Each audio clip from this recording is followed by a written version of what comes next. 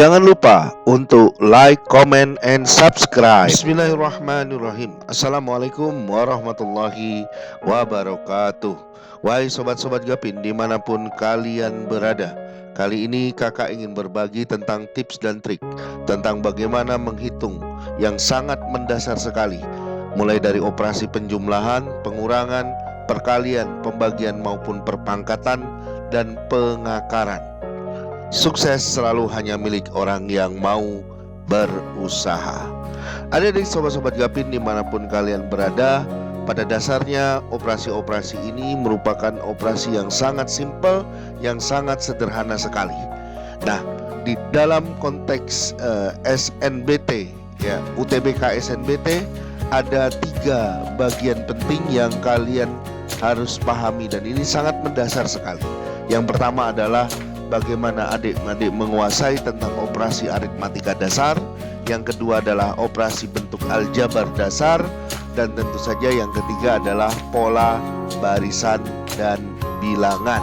Nah, hari ini kita akan bahas untuk materi tentang operasi aritmatika dasar, khususnya yang berkaitan dengan operasi penjumlahan dan pengurangan. Pada dasarnya adik-adik sekalian, operasi penjumlahan dan pengurangan itu tidak terlalu sulit, ya. Kata kuncinya adalah adik-adik harus bisa mengelompokkan, ya, mana yang masuk dalam kelompok positif dan mana yang masuk dalam kelompok negatif, ya. Sehingga kalau adik-adik sudah kelompokkan seperti ini, maka hasilnya itu tinggal bergantung kepada mana yang bilangannya paling besar. Kalau bilangan terbesarnya ada di positif, maka hasilnya dalam positif. Kalau bilangan terbesarnya ada di negatif, maka hasilnya adalah negatif, gitu ya. Nanti rumusnya sama, yaitu pasti dikurangi. Nah, sebagai contoh biar adik sekalian gak bingung, ini contohnya. Misalkan kita punya bilangan 3201, kemudian kita tambah dengan 2451, kita kurangi dengan 5436, kemudian ditambah dengan minus 2001, kemudian kita kurangi dengan minus 7432.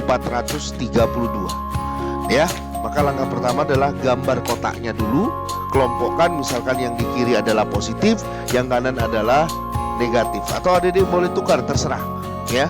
Mau yang mana posisinya, mau di kiri atau di kanan. Yang jelas kalau salah satunya positif, maka kotak yang satunya lagi adalah yang negatif.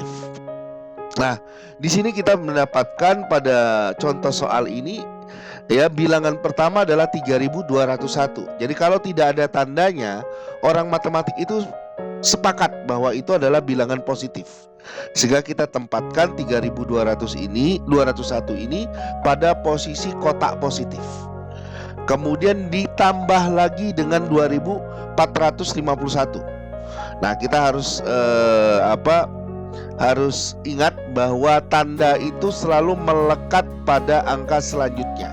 Berarti kalau gitu ini adalah positif juga. Jadi 2451 kita letakkan pada kotak positif. Nah, selanjutnya di situ ada minus 5436. Karena tanda melekat di angka selanjutnya atau di bilangan selanjutnya, maka minus ini maka 5436 ini berada pada posisi kotak negatif, ya. Karena di situ ada minus depannya. Selanjutnya di situ ada plus ketemu minus. Nah, kalau ada plus ketemu minus seperti ini, cara penulisnya seperti ini, maka nanti dia menjadi negatif bacanya. Jadi plus minus 2001 itu sama aja dengan membacanya minus 2001. Sehingga 2001 ini berada pada kotak negatif.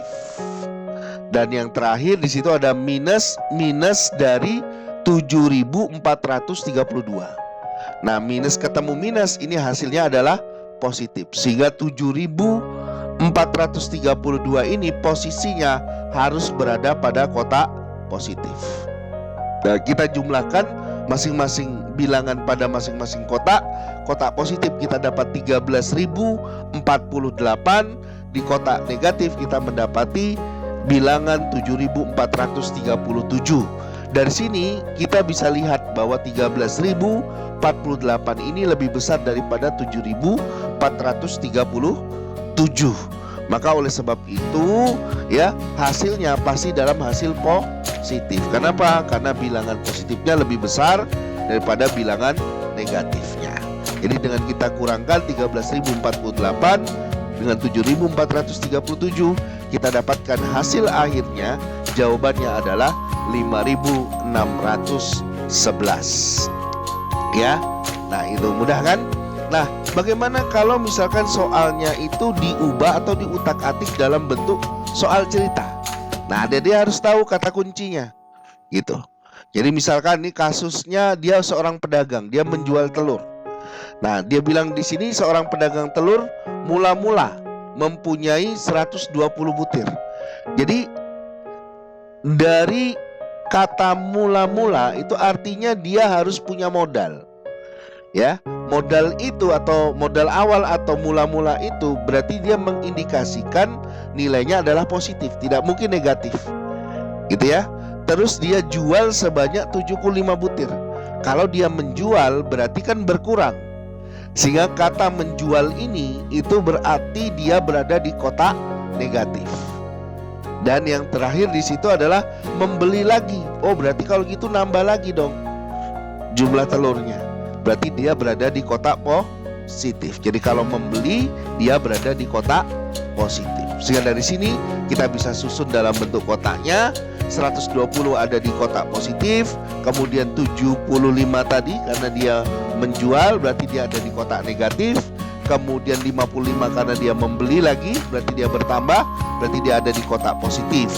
Sehingga di kotak positif kita mendapati hasil akhirnya adalah 175 dan di kotak negatif di situ ada 75. Nah, dari sini kita bisa lihat 175-nya lebih besar dari 75, maka hasil akhirnya itu adalah positif 175 kita kurangi dengan 75 yaitu 100. Jadi jumlah telur pedagang itu sekarang adalah sejumlah 100 butir. Kasus yang lain yaitu adalah tentang suhu. Jadi kalau di situ ada suhu di bawah 0, maka dia adalah negatif sehingga dia berada pada kotak negatif.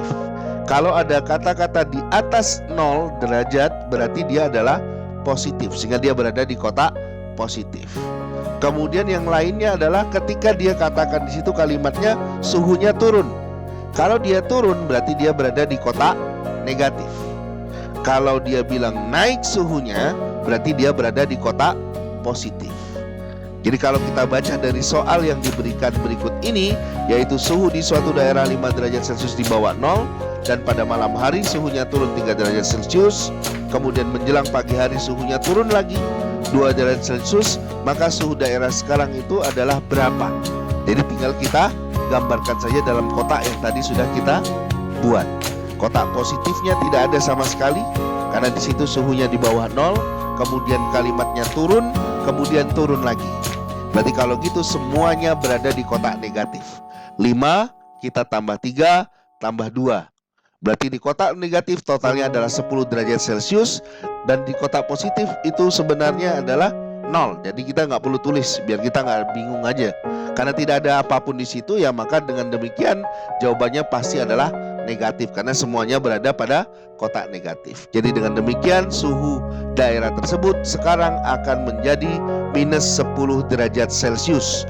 Kalau kita terjemahkan dalam bahasa sehari-hari berarti suhunya adalah 10 derajat Celcius di bawah 0. Ya, di bawah 0 gitu ya. Jadi itulah jawaban akhirnya. Nah, di kasus yang lain ada di sekalian di sini adalah tentang kondisi menyelam. Ya, jadi ada seorang turis menyelam ya 68 meter di bawah permukaan laut. Ya, jadi kalau kata kuncinya pada soal-soal seperti ini adalah permukaan laut itu adalah titik nolnya. Sehingga kalau dia katakan di bawah permukaan laut itu berarti dia minus. Jadi dia berada di kotak negatif. Kemudian dia bilang lagi turis itu naik lagi setinggi 27 meter. Kalau dia bilang naik, oh berarti dia berada di atas permukaan lautnya. Sehingga dia jadi masuk dalam kategori positif. Begitu juga kalau nanti kalimat berikutnya dia bilang turun lagi. Oh, berarti dia berada di kotak negatif. Ya, itu kata kuncinya. Sehingga dari sini tinggal kita gambarkan kotaknya. Awalnya dia berada di 68 di bawah permukaan laut. Berarti kalau begitu dia masuk di kotak negatif. Kemudian yang kedua adalah naik setinggi 27 meter. Berarti kalau begitu dia adalah masuk dalam kotak positif 27 meter. Dari sini kita bisa lihat jumlah akhirnya kotak positifnya 27, kemudian kotak negatifnya adalah 68. Maka dari sini bisa dilihat bahwa 68 itu lebih besar dari 27 daripada 27.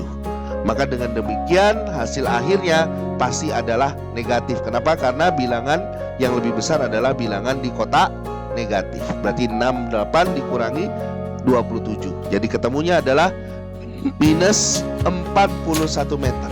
Jadi kalau kita terjemahkan ya, posisi turis sekarang itu adalah 41 meter di bawah permukaan laut. Itu terjemahannya dari kata minus tersebut. Nah, sekarang adik-adik sekalian, bagaimana kalau kakak punya soal seperti ini? Silakan adik-adik coba kerjakan ya. Nanti tulis jawabannya di channel ini ya. Jadi kita bisa lihat apakah adik-adik sudah paham atau tidak dengan yang sudah kakak ajarkan tadi. Adik-adik sekalian, selamat belajar, sukses buat kalian semua. Sukses selalu milik orang yang mau berusaha. Terima kasih karena sudah menonton video ini. Jangan lupa like, comment, and subscribe.